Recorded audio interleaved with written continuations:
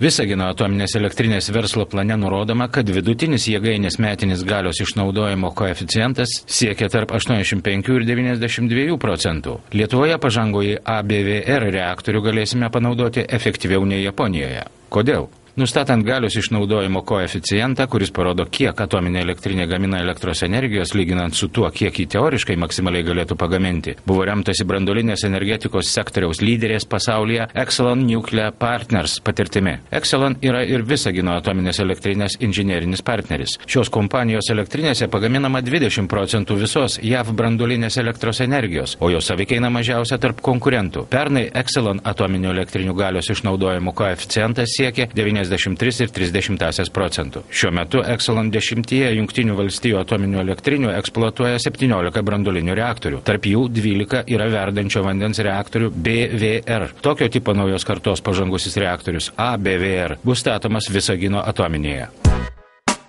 Startavo mobilus Visagino atominės elektrinės informacinis centras, kuriame visuomenė iš įvairių sričių specialistų galės daugiau sužinoti apie naujosios Visagino atominės projektą ir branduolinę energetiką, apžiūrėti interaktyvų Lietuvos energetikos žemėlapio maketą. Per vasarą mobilusis infocentras aplankys 25 Lietuvos miestus ir miestelius.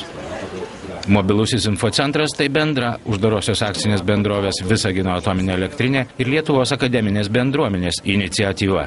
Projekto partneriai Kauno technologijos, Vilniaus universitetai, Lietuvos energetikos instituto jaunųjų mokslininkų sąjunga bei jaunųjų energetikų klubas. Daugiau informacijos apie mobilų Visagino atominės infocentrą galima sužinoti internetinėje svetainėje www.